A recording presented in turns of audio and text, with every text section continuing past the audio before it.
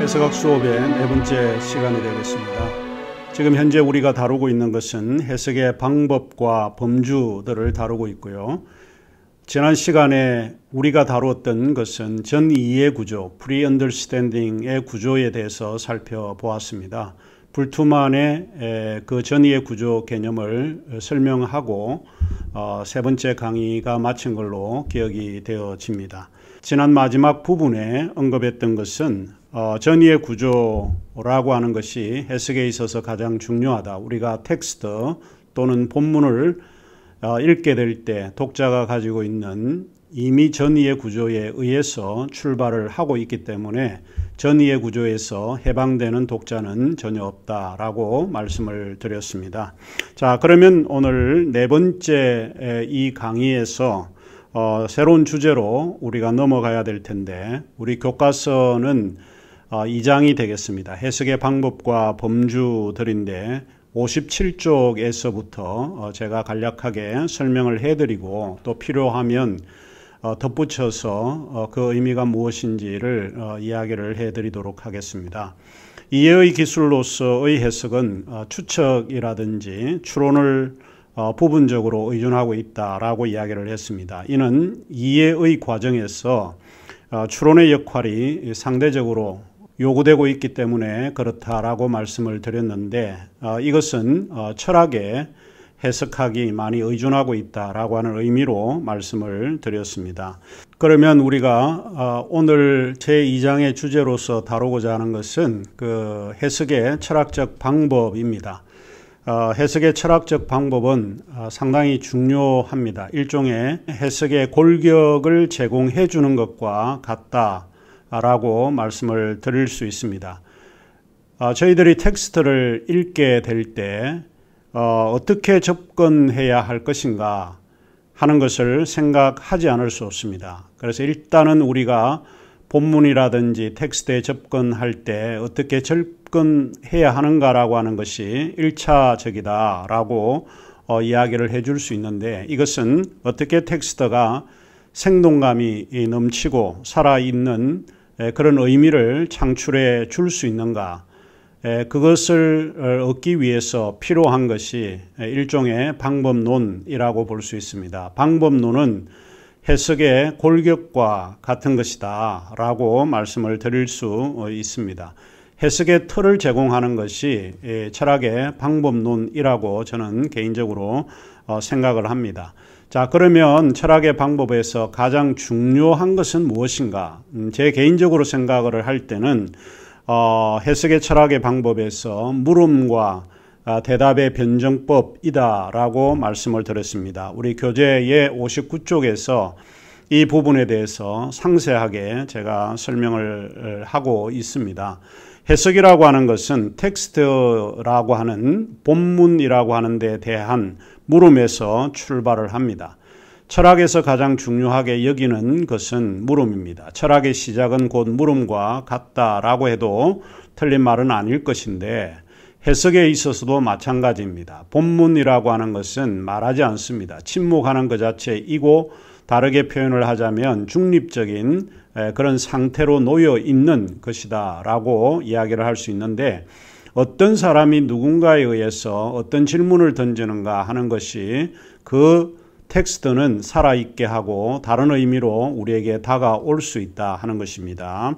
자, 물음이라고 하는 것은 어떤 대답을 요청하고 있는 것을 전제로 하고 있습니다. 주어진 본문은 독자에 의해서 드러날 수밖에 없습니다. 독자가 의미를 드러내게 하는 방식은 바로 질문을 던져서 답을 얻는 방식입니다. 그래서 철학의 방법 가운데 물음과 대답의 변정의 방식이라고 하는 것은 상당히 중요하고 우리가 가벼이 여길 수 없는 것이다 라고 봅니다. 마틴 하이데거라고 하는 철학자는 이 질문의 형식을 빌어서 말하기를 존재의 폭로라고 이야기를 합니다. 알려지지 않은 것은 질문을 통해서, 질문의 방식을 통해서 그 숨겨져 있는 것이 폭로가 되어진다라고 하는 의미에서 그랬습니다. 감추어진 것이 물음을 통해서 폭로가 된다라고 하는 의미로 마틴 하이데거가 이야기를 했습니다. 그렇다면 텍스트의 의미는 어떤 것인가? 그것은 물음을 통해서만 가능하다라고 동일하게 말씀을 드릴 수 있는데, 묻지 않는 텍스트는 이야기하지 않을 수 있습니다. 텍스트에 접근하는 것은 해석자가 질문하지 않으면 텍스트는 대꾸하지 않는 법이라고 이야기할 수 있는데, 이런 이유에서 텍스트는 가치 중립적이다라고 말을 할 수 있습니다. 텍스트는 누구의 입장에 서 있지 않습니다. 다만 그들의 요구가 무엇인지, 또 그들이 가지고 있는 질문이 무엇인지에 따라서 텍스트는 그 의미를 드러낼 수밖에 없을 거다 하는 것입니다. 그렇다면 여러분 생각할 때에 해석이라고 하는 것이 상대주의에서 벗어날 수 없는가라고 질문을 할 수 있을 것입니다. 잠시 후에 우리가 해석의 상대주의와 객관주의에 대해서 논의를 조금 하겠지만은 그 텍스트는 일종의 상대주의에 대해서 문을 열고 있다라고 하는 것도 의심의 여지가 사실 없습니다. 그래서 텍스트는 독자를 위해 편을 드는 거라고 보기보다는 독자가 어떻게 접근하는가에 따라서 편을 드는 것처럼 보이지 않을까 하는 생각입니다. 여기서 우리가 한 가지 중요한 것을 배우게 되는데, 그것은 독자가 가지고 있는 물음에 따라서 다양하게 그리고 창의적으로 응답하고 있다라고 하는 사실입니다. 말하자면 우리가 볼 때는 텍스트나 본문은 실제로 침묵하고 있는 것처럼 보이기 때문에 그렇습니다. 그러나 독자가 일정한 질문이나 물음을 가지고 본문이나 텍스트에 접근을 하게 되면 그것은 그것의 필요에 적극적으로 응답할 수밖에 없다라고 하는 것입니다. 그런 이유에서 독자의 질문은 철학적 방법에서 매우 중요한 방법이라고 말할 수 있겠습니다. 그럼에도 불구하고 질문의 방식에는 우리가 기억해야 될 것이 한 3가지 정도가 있습니다. 첫째로, 일정한 방향으로 질문을 묻는 것은 일정한 대답을 얻을 수밖에 없다 하는 것입니다. 전통적인 의미에서 독자가 텍스트에 접근하면서 기존의 전통적인 물음으로 질문을 하게 되면 돌아오는 대답은 기존의 대답으로 밖에 돌아오지 않습니다. 그러므로 질문의 형식이 바뀌지 않는 이상 텍스트 안에 숨겨져 있는 내용의 의미도 똑같은 의미 드러낼 수가 없다라고 보여줍니다. 말하자면 물음이라고 하는 것은 한 방향으로 되어 있는 것이 아니고 여러 방향, 다양한 방향으로 가지고 접근을 하고 있기 때문에 한 방향의 의미만을 찾으려고 질문을 할 필요는 없다라고 보는 것입니다. 그 질문의 형식 가운데서 여러분이 가지고 있는 방향이 세계관일 수 있고 또 입장일 수도 있습니다. 혹은 관점일 수 있고 또 해석학적 의미에서 지평일 수도 있습니다.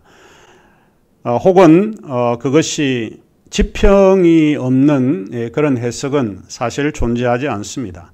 일정한 방향에서 탈피하는 형태를 가지게 되면 대답은 다양한 방식으로 풍성한 의미를 우리에게 제공해 주지 않을까 하는 생각입니다. 여러분이 가지고 있는 지평이 뭔지 모르지만 그 지평에 따른 그 질문이 대답을 결정한다라고 하는 것입니다. 만일 여러분이 실사구시의 관점, 즉 실정주의나 사실관계에서 출발을 하면 그와 같은 답을 얻게 되고, 이데올로기적인 관점에서 출발을 하게 되면 텍스트는 또 다르게 이데올로기적인 대답을 여러분에게 보여주리라고 생각을 합니다.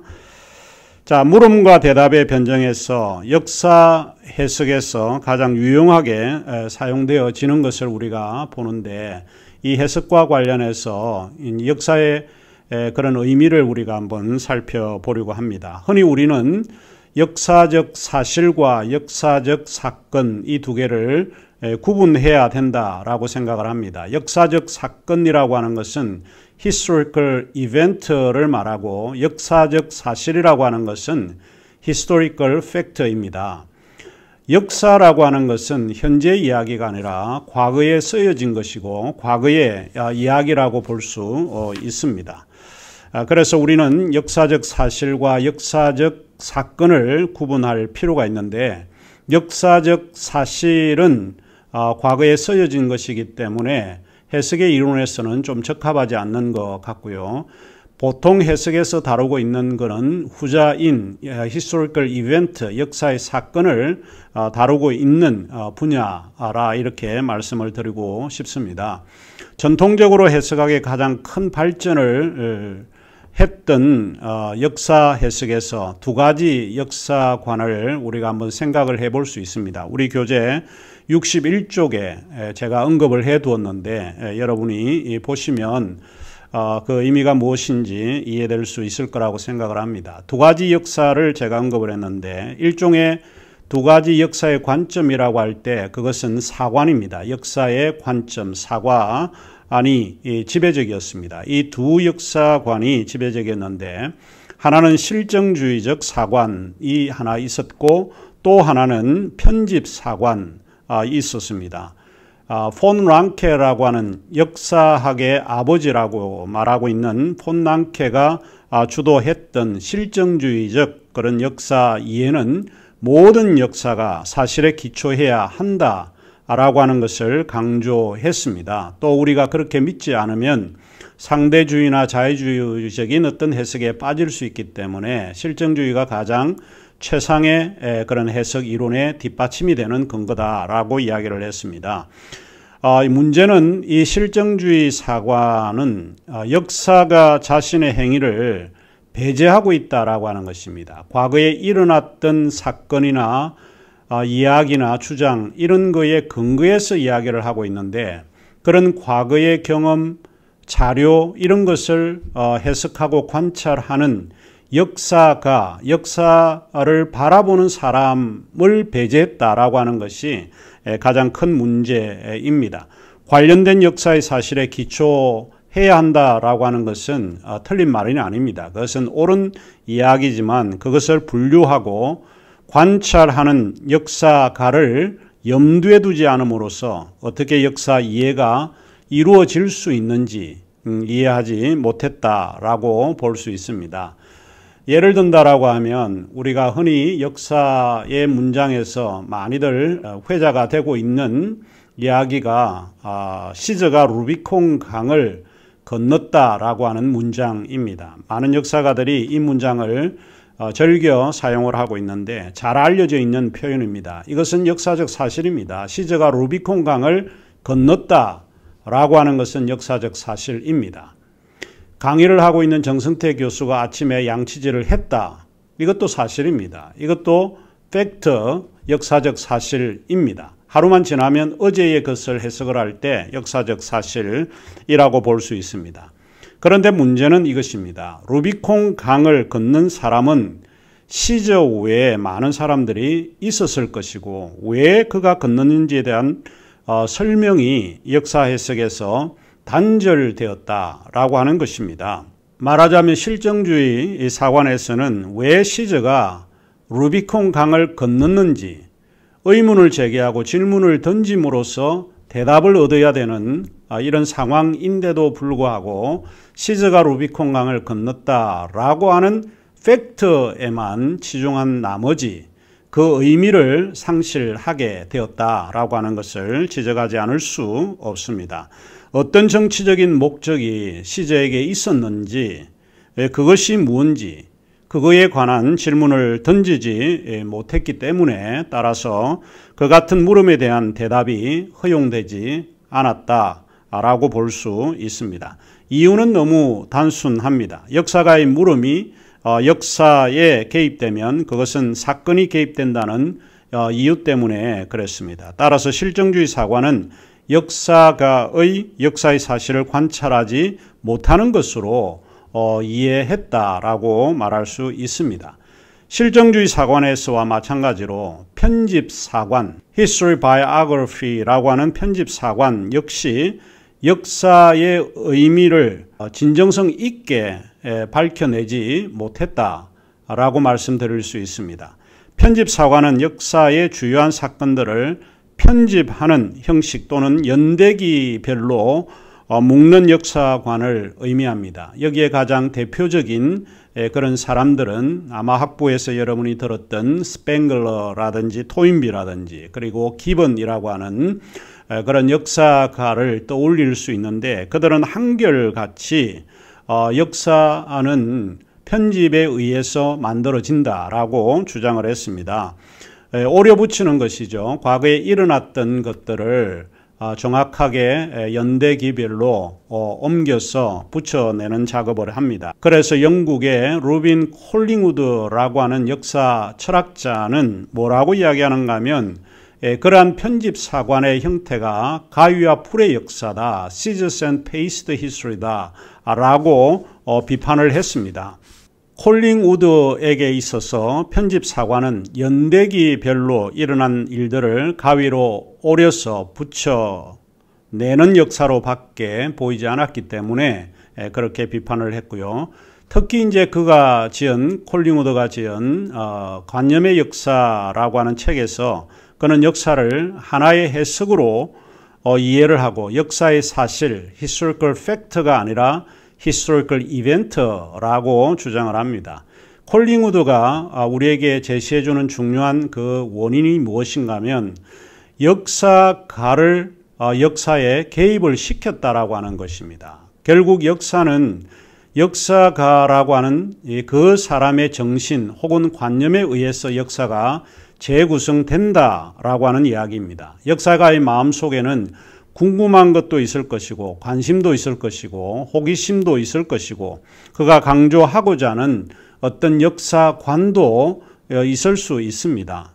그래서 과거라고 하는 것은 사라진 것입니다. 과거의 역사는 사라진 것이고 그 역사가가 현재에 재현시키는 작업을 하고 있다. 그래서 결국 역사가는 한 해석자이기 때문에 과거에 일어났던 것을 현재에 다시 재구성해서 만들어내는 사람이다라고 주장을 하는 것입니다. 이제 콜링우드에 따르면은 실제로 일어난 과거의 사실을 현재에 있는 그대로의 사실적 역사로 재현하는 것이 현실적으로 불가능하기 때문에 역사는 단순히 사관인 어떤 사건만을 기술할 수밖에 없기 때문이다 라고 주장을 했습니다. 보다 구체적으로 좀 설명을 하자면 역사는 과거의 자료를 나열하고 배열하면서 구성하고 또한 재구성하는 과정에서 뺄 것은 빼고 또 배제할 것은 배제하고 첨가할 것은 첨가하는 그 작업과 임무가 누구에게 달려있다고 생각을 하십니까? 콜링우드에 따르면 그것은 역사가로서 해석자에게 달려있다라고 이야기를 합니다. 이 해석자는 결국 뺄 것은 빼고 더할 것은 더한다라고 할 때 거기에 들어가는 매개가 하나 있는데 그것이 질문이라고 하는 것입니다. 이게 중요한 건가? 이게 역사적 가치가 있는 건가? 왜 이때에 이런 문장을 사용을 했을까라고 질문을 가지고 역사를 매개하는 그런 역할을 한다라고 강조를 했습니다. 이미 사라진 자료들이기 때문에 그렇죠. 그래서 이제 이러한 죽은 과거나 무의미한 그런 과거는 역사가의 마음속에 살아 숨쉬고 있다라고 콜링우드가 주장을 합니다. 그러므로 결론적으로 말을 하자면 역사가가 질문을 가지고 언제든지 과거의 것을 살아있게 하고 현재에 현현 혹은 재현시킬 수 있는 힘을 역사가가 가지고 있다라고 믿었습니다. 그래서 그가 선관념의 역사라고 하는 데서 결론적으로 그가 이야기하고 있는 것은 모든 역사는 관념의 역사 혹은 정신의 역사다라고 주장을 했습니다. 우리는 콜링우드와 같은 생각을 가진 사람이 한 사람 더 있는데 그 사람은 신학자인데 루돌프 불트만입니다. 세 번째 강의에서 불트만에 대해서 언급을 했는데 불트만을 우리가 떠올릴 수 있습니다. 불트만은 성서를 이해하고 성서를 해석하는 데 있어서 중요하게 여겼던 것이 물음의 도식입니다. 불트만이 생각하는 것은 하나입니다. 그것은 성서는 질문하지 않으면 대답하지 않는다라고 하는 것입니다. 성서는 쓰여진 그 자체로 우리에게 의미를 제공해 주는 것은 아닙니다. 해석자가 무엇든 질문을 가지고 성서에 접근하는가에 따라서 성서는 우리에게 다양한 방식으로 의미를 제공해 준다라고 하는 것입니다. 이제 그런 점에서 성서는 질문하지 않으면 대답하지 않는다라고 이야기를 함으로써 해석의 방법 가운데서 질문과 대답의 변정의 방식이 상당히 중요한 것이라고 여겼던 것 같습니다.